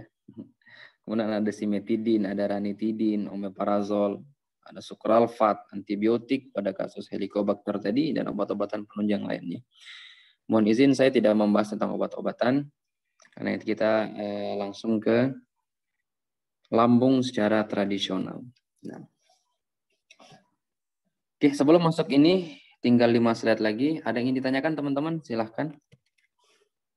Tentang lambung, Ada, Ustaz. boleh Assalamualaikum. curhat dan lain sebagainya mungkin. Ya, silahkan. Ini kalau setiap berobat itu dikasih antibiotik ya, kadang-kadang sama dokter hanya dikasih antibiotik saja. Adakah antibiotik yang bukan dari herbal gitu? Makasih. Baik. Antibiotik selain dari herbal untuk kasus lambung ya teman-teman boleh catat itu kita menggunakan tadi madu ya, menggunakan madu karena dia termasuk ada antibakterianya. Kemudian antibiotik alami lainnya adalah sambiloto. Nah, ini amoksilinnya orang-orang tradisional. Sambiloto ini pahit teman-teman sekalian. Nah, udah ada kapsulnya biasanya, ya udah ada kapsulnya. Itu dibeli saja nanti bisa dikonsumsi. Namun ya agar tidak terjadi hal-hal yang tidak diinginkan yang kita sebut dengan resistensi. Ketika Bapak Ibu diberikan antibiotik oleh rekan-rekan kami dari para nakes, dihabiskan, itu wajib dihabiskan. Dikasih 10 lembar misalnya, dihabisin walaupun sudah sembuh. Ya, karena khawatir terjadi resistensi bahaya. Ya, nanti setelah itu baru dengan menggunakan herbal. Misalnya sudah sembuh, penggunaan antibiotiknya sudah selesai, sudah habis. Untuk jaga-jaga nanti bisa menggunakan yang tadi kita sebutkan madu dan sambiloto. Kira-kira seperti itu, akhi. Terima kasih. Allah. Barakallahu fikum. Taib ada lagi? Bapak Ibu silahkan. Assalamualaikum Ustadz, izin bertanya. Taib, waalaikumsalam warahmatullahi wabarakatuh. Silahkan. Ustadz, bagaimana untuk pasien yang dalam pengawasan dokter harus minum obat? Kemudian apakah boleh untuk dikombin dengan herbal-herbalnya juga Ustadz? Dan jedanya berapa lama? Itu aja Ustadz. Taib, barakallahu fikum. Saya sudah pernah menanyakan ini kepada seorang sinse dan seorang apoteker, ya. Memang beliau seorang medis. Boleh dikombin dengan beberapa catatan. Yang pertama, tidak langsung diminum. Ya, jadi butuh waktu 1 jam lah kira-kira, 1 sampai 3 jam. Ya. Namun apabila herbalnya misalnya ini antibiotik kan, misalnya antibiotik akan dikombin dengan sambiloto, maka sebaiknya jangan dikombin. Ya, cukup antibiotik dari medis dulu. Nah, kemudian poin yang ketiga, kalau ingin diberhentikan sekalian ini karena banyak kasus juga, kalau ingin diberhentikan maka ada stepnya nanti. Ya, ada stepnya. Dengan penurunan dosis, ya, dengan penurunan dosis. Nanti bisa dikonsultasikan dengan dokternya saja untuk itu. Karena banyak kasus nih teman-teman, ada herbal, obat dokter ditinggalkan langsung. Apa yang terjadi? Tambah parah penyakitnya nanti. Ya, jadi kita tidak boleh menghilangkan dosis dokter dengan memberikan dosis baru dari herbal. Jadi harus ini turun step, ini naik step, turun step, naik step, turun step, naik step. Ini dihilangkan, baru step dari tradisional dijalankan. Seperti itu. Kira-kira seperti itu Ibu, mudah-mudahan terjawab ya tadi. Jazakallahu khairan Ustadz jawabannya. Iya, baik. Wa iyyakum. Silakan satu lagi.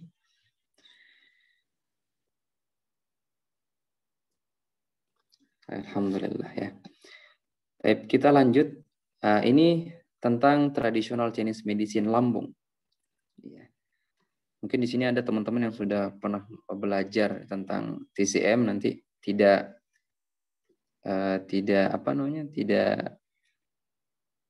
terlalu inilah dengan TCM ini. Nah, dalam 5 unsur ya, kalau di TCM itu kita belajar tentang 5 unsur gitu. Nah, unsurnya adalah tanah. Ya. Jadi lambung ini adalah tanah di mana tumbuhan itu akan hidup di tanah. Filosofinya adalah lambung kita adalah tanah. Kita hidup dengan izin Allah dari lambung kita. Maka kalau lambung kita bagus, pertumbuhan kita juga bagus. Terutama pada anak-anak dalam masa tumbuh kembang mereka. Jaga tuh di lambung. Lambungnya bagus, pertumbuhan anak akan bagus nanti. Ya. Tulang akan kuat, otot akan kencang, tatapan mata akan tajam, lisan akan bagus, dan organ-organ juga akan sempurna nanti pembentukannya.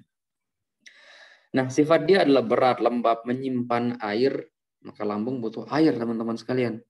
Kemudian dia menumbuhkan, tadi filosofinya, ya. Kemudian menyukai lembab dan tidak menyukai kering. Ya, jadi makanan-makanan yang terlalu pedas ini akan melukai lambung. Makanan-makanan yang terlalu pahit, asam, ini juga akan menciderai lambung. Yang suka ngerujak yang asam-asam, yang pahit-pahit, nah, hati-hati nih lambungnya nih. Dia punya pasangan organ, teman-teman sekalian, namanya limpa. Nah, limpa ini saudaranya menyukai kering, nggak suka lembab. Nah, jadi kita harus bijak dalam makan. Makanan lembab apa kira-kira? Seperti, mohon maaf saya sebut mie, ya, pentol-pentol bakso, ya, tepung-tepungan lah, tepung-tepungan. Apakah sama sekali tidak boleh memakan? Boleh, ya, boleh, tapi jangan terlalu berlebihan. Ya, sesekali masih boleh, walaupun dengan catatan jangan banyak-banyak, nyicipin saja, jangan sampai kenyang ya, ini bahaya juga ya. Nah, apa sih fungsi dari lambung ini, teman-teman sekalian? Dia menerima makanan dari mulut, seperti yang tadi kita jelaskan. Dia mencerna makanan. Dia menghasilkan getah lambung, membentuk dan mengatur zinc perolehan. Zinc ini bakal dari DNA dan RNA kalau dalam bahasa medis. Ya. Kemudian sumber tenaga. Tadi tenaga adalah qi, ya, ada yang tadi bertanya. Tenaga adalah qi. Sumber pemeliharaan organ tubuh. Dan lambung akan memisahkan 5 rasa untuk disalurkan ke semua organ. Ini dalam bahasa Tibun Nabawi. Ternyata makanan kita tidak lepas dari 5 rasa. Manis, pahit, asam, asin, dan pedas. Masing-masing rasa, Ibu Bapak bisa tulis, rasa manis akan dibawa oleh lambung menuju limpa. Saudaranya dia tadi ya. Rasa pedas akan dibawa ke paru-paru. Rasa asam akan dibawa ke organ hati. Rasa asin akan dibawa oleh akan ditransfer oleh si lambung ini ke ginjal. Rasa pahit dibawa ke jantung. Subhanallah ya. Ini dalam tradisional. Maka kita harus makan bervariasi dan memiliki rasa yang alami. Rasa-rasa tadi yang saya sebutkan itu dalam jumlah yang cukup akan menguatkan organ-organ tersebut. Contoh orang lagi sesak nafas nih, punya kasus sering sesak nafas karena alergi, coba suruh makan pedas-pedas, misalnya begitu, ya. Kemudian orang yang lemah lunglai, coba makan perasan tebu, akan menguatkan energi dan menguatkan organ limpa. Organ yang punya kasus pada liver, pada hati, coba makan yang asam-asam. Tetapi sekali lagi dalam keadaan yang baik. Ya, dalam keadaan yang cukup, tidak berlebihan. Satu poin penting yang Bapak Ibu harus catat, yang teman-teman harus catat di sini. Tubuh kita terkadang mengeluarkan alarm. Tiba-tiba saya jadi pengen makan manis nih, udah makan manis segera saat itu. Saya lagi pengen makan pedas, makan pedas. Saya lagi pengen makan asam, makan asam. Karena itu organ kita lagi ngirim sinyal ke otak kita, saya lagi butuh ini nih, tolong kasih gitu. Jadi dikasih. Ya, termasuk rasa haus. Ini banyak sekali yang orang-orang abaikan. Tubuh kita tersusun atas cairan yang banyak ya. Sekitar 60-70% itu isinya adalah cairan. Dan Allah menghidupkan, menumbuhkan, menguatkan, memelihara tubuh kita dari air. Allah mengatakan waja'alna minal ma' kulla syai'in hayyin. Dan kami jadikan segala sesuatu itu hidup, terpelihara, berkembang, tumbuh itu dengan air. Nah, paling sering adalah lagi haus, sengaja nggak mau minum nih. Sampai pada titik di mana dia tidak bisa merasakan haus lagi. Jadi dia nggak tahu kalau organ tubuhnya lagi butuh air. Ini bahaya. Ya, bahaya sekali ya. Nah, kemudian lanjut ke poin ke berikutnya. Emosi lambung itu berpikir. Orang berpikirnya bagus, itu lambungnya kuat. Orang yang banyak mikir, nanti lambungnya akan lemah. Bisa sakit. Maka tadi kita sebutkan asam lambung, penyakit GERD, penyakit gastritis dan lain sebagainya itu ternyata bisa karena mikir ya, banyak mikir. Kemudian dia mempengaruhi otot. Otot, orang yang kendor ototnya berarti lambungnya sedang melemah, maka dikuatkan. Tadi dengan makanan-makanan manis dan makanan-makanan yang tidak berat. Oke, kemudian hubungan antar organ jantung dan paru-paru. Ini kita tidak bahas ya, karena perlu pembahasan lebih lanjut. Dan makan yang tidak teratur, makan tidak lembut, dan makan makanan instan. Ini akan memayahkan dari jantung.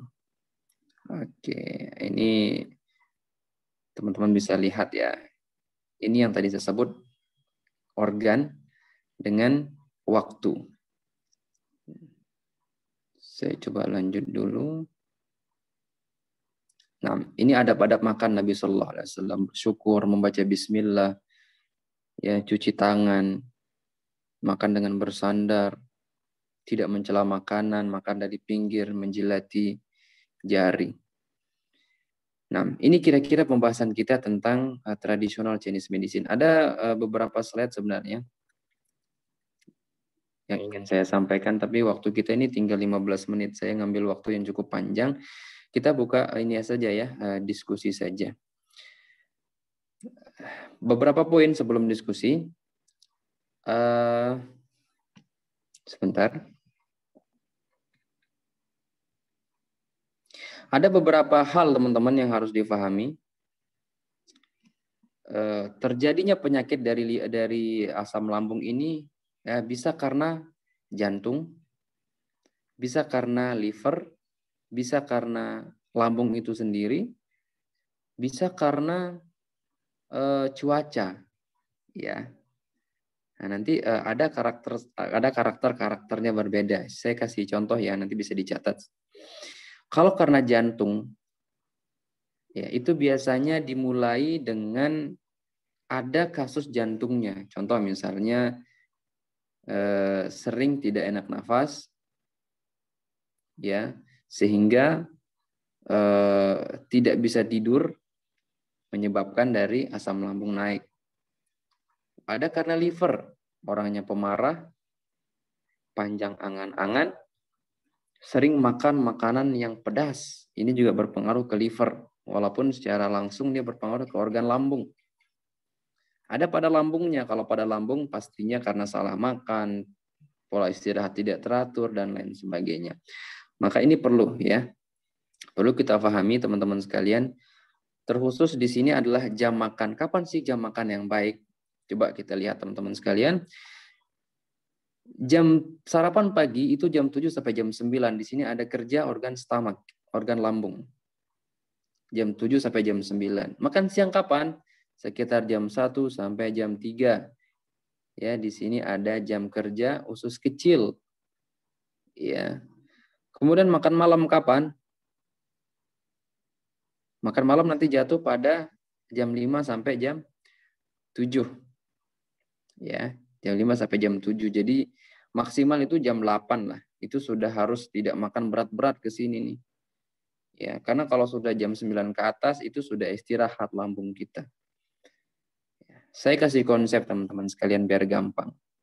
Pola makan itu jam 7, jam 1 atau jam 12 itu masih boleh ya. Jam 12. Kemudian jam 7. 7, 12, 7. Itu bagus.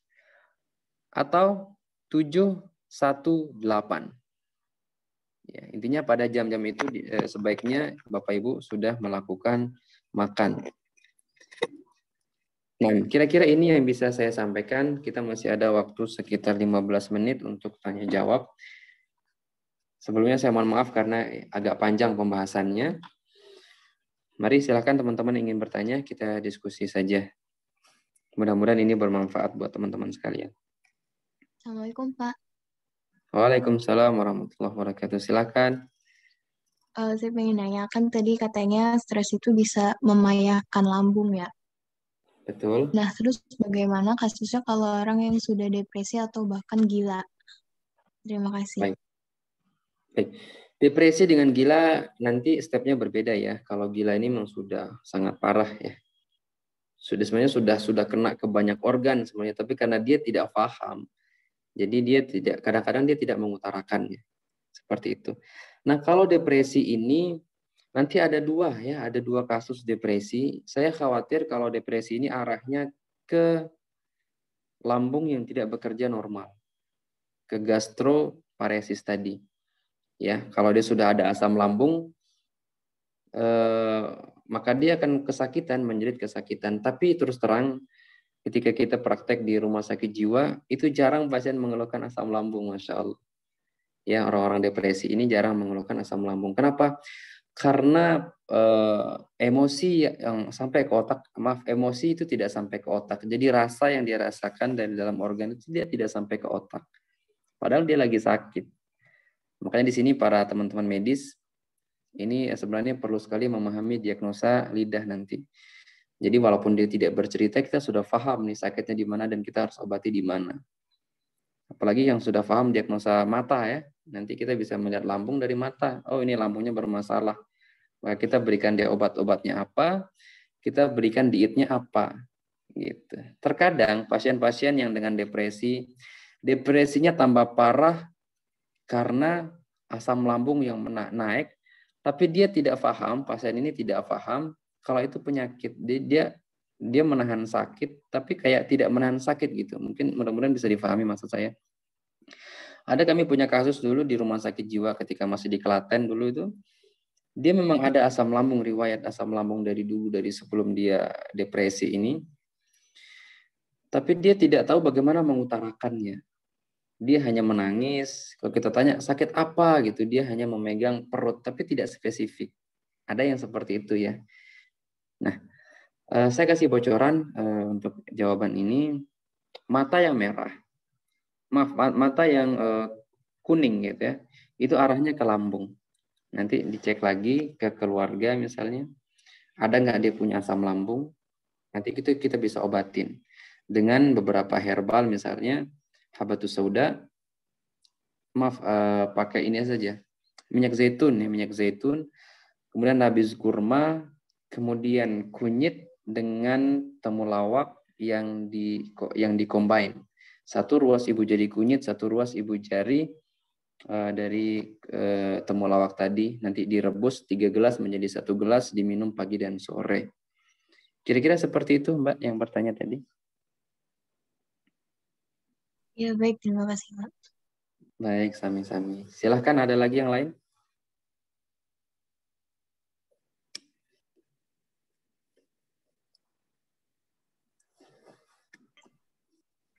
Ustadz, Afwan boleh izin bertanya lagi? Mari silakan. Ini Ustadz, kan kalau untuk yang kasus kayak manula gitu ya, kan giginya sudah tidak sempurna Ustadz. Itu. Kemudian itu kan bisa berpengaruh ke pencernaan juga ya Ustadz ya, untuk ininya lambungnya. Nah, itu gimana ya Ustadz ya, solusinya ya? Baik. Dibuatkan nasi bubur Ibu, ya, dibuatkan nasi yang bubur saja. Nah, nanti untuk memperbaiki kualitas dan kekuatan dari lambungnya, berikan ramuan tadi seperti temulawak agar lambungnya tetap prima. Untuk makanan harus dibuat bubur ya, buat nasi semi bubur lah. Bila perlu di blender. Tapi biasanya tidak mau ya manula ya. Nanti iya, dinasehatin. Iya, biasanya nolak ya. Iya. Rata-rata nolak memang. Tapi tetap nanti di pendekatan kita bahwa ibu sekarang udah nggak ada giginya, jadi makan yang harus lembut supaya tetap awet sehatnya begitu. Didekatin saja pendekatan. Ya Ustaz. Mari Masya Allah. Ya, makasih Ustaz. Jazakallah khair. Waalaikumsalam. Ada lagi? Silahkan. Assalamualaikum Ustaz. Waalaikumsalam warahmatullahi wabarakatuh. Ya, maaf telat ini Ustaz. Mari tidak apa-apa, Masya Allah. Ya, insya Allah. Ini mau bertanya soal gigi yang berkarang. Itu mempengaruhi gigi kan akhirnya menjadi keropos ya. Apakah itu juga ada hubungannya dengan pencernaan dan kira-kira untuk mengatasinya gimana, Ted? Pada umur berapa nih? Umur kurang lebih 25 tahun. Oh, masih muda ya. Laki perempuan? Laki-laki. Oke, orangnya gemuk apa kurus? Orangnya sedang. Oh, sedang ideal ya. Mohon izin, saya makan mie instan. boleh. Saya boleh minta 2 data, alisnya itu melengkung ke atas apa lurus saja? Mohon maaf sebentar. Alisnya tebel, agak melengkung. Melengkung ke atas ya. Oh, iya. Iya. Kemudian satu lagi, matanya berwarna apa? Matanya kurang jelas, Tad. Kurang jelas ya, Pak ya, Masya Allah. Bibirnya warna apa yang di bawah? Bibirnya kebetulan udah merokok, jadi agak hitam. Iya. Hitam biasanya. Baik. Baik, gini, gigi teman-teman sekalian bisa dicatat. Nanti gigi ini berhubungan dengan ginjal ya. Gigi berhubungan dengan ginjal. Nah, ginjal ini sangat erat dia dengan lambung dan limpa. Karena ginjal ini bisa bekerja dengan baik ketika ada dorongan dan bantuan dari lambung. Lambung kan pencernaan tuh. Jadi masalah pada lambung juga akan memberikan masalah pada ginjal. Itu dulu poin tentang masalah gigi. Kemudian karies gigi. Nah, nanti ini saya curiga sudah bermasalah pada paru-paru. Ya, paru-parunya bermasalah, ginjalnya juga akan ikut bermasalah. Ayo. Sebentar. Nah, karena kalau di dalam TCM ya, ginjal ini anak dari paru-paru. Kalau paru-parunya sudah berkaris, udah begitu udah hitam-hitam, nanti ginjalnya juga akan ikut hitam-hitam nanti. Yang muncul pada gigi. Sebagian orang muncul pada rambutnya jadi pirang-pirang, jadi rontokan. Gitu. Nah, untuk penanganannya nanti pastinya merokoknya harus dibuang dulu nih. Rokoknya dibuang, bersihkan paru-parunya bisa dengan berbekam. Mudah-mudahan Ibu sudah bisa bekam ya, dengan bekam. Kemudian bersihkan paru-parunya dengan makanan-makanan yang bersifat lembab seperti buah pir, ya. Kemudian sayur-mayur yang berwarna putih itu juga bisa digunakan. Kemudian kita kuatkan ginjalnya. Kuatkan ginjalnya dengan apa? Dengan kurma ajwa. Dengan kurma ajwa. Kemudian dengan makanan-makanan yang berwarna hitam. Nanti bisa di apa namanya ya? Apa sih buat sayur-sayur hitam itu Ibu, itu bagus sekali buat ginjal. Itu nanti bisa dibekam juga di titik ginjalnya. Kira-kira seperti itu Ibu, mudah-mudahan bisa menjawab dan bermanfaat buat yang lain. Sayur warna hitam contohnya apa ya, Ted? Apa ya, kalau di Lombok namanya lebui, apa ya lebui? Coba nanti dia di Jawa kacang hitam kali ya. Kedelai itu warna hijau kali Bu. Kedelai hitam, maksudnya kedelai bijinya hitam. Betul. Itu sudah dibuat sayur aja itu kedelai hitam tuh Bu. Oh, kedelai hitam jadi solusinya. Ya, masuk kedelai hitam. Pokoknya sayur-sayur yang berwarna hitam tuh masih bisa masuk itu untuk ginjal. Kalau dalam penelitian kacang merah juga bagus untuk kesehatan, untuk ginjal itu gimana? Berarti boleh kacang merah bagus buat ginjal. Begini, kalau di dalam ya penelitian itu nanti ada di dalam TCM lagi ya. Kalau di dalam TCM Ayurveda Timur itu ada tumbuh-tumbuhan yang mirip dengan organ. Itu bisa kita gunakan. Ya. Nah, biji-bijian yang tadi kacang merah ya, Bu ya? Iya, betul. Nah, kacang merah kan mirip bentuknya kan kayak ginjal bentuknya, Bu. Oh, berarti kalau kemiripan udah boleh dipraktekkan. Bisa, ya nanti teman-teman yang kenal terapi sujok itu biasanya paham tuh. Boleh Bu. Apa-apa. Bisa ya. Tapi nanti harus banyak minum nih, yang tadi ini harus banyak minum karena ginjal nggak bisa lepas dari air. Begitu ya, mudah-mudahan bisa bermanfaat. Minumnya apa, Ted? Minum air putih saja, air putih sama atau enggak pakai air kelapa tuh, bagus juga. Air kelapa muda. Oke, kita makan madu. Iya. Oke, siap, Ted. Makasih, Ted. Assalamualaikum. Waalaikumsalam. Baik, ada lagi tinggal berapa menit nih? Tinggal 5 menit lah, insya Allah.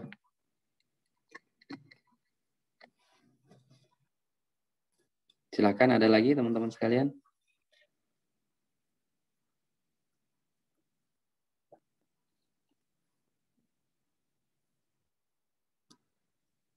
Baik. Ada lagi nih, silahkan. Kalau tidak ada nanti kita tutup nih.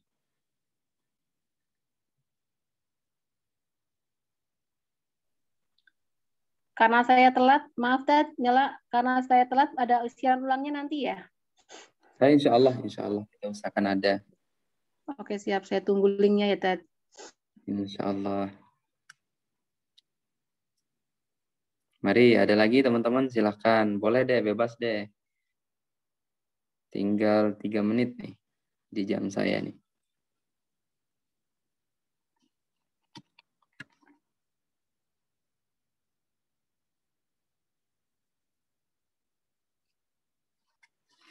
Baik, bila tidak ada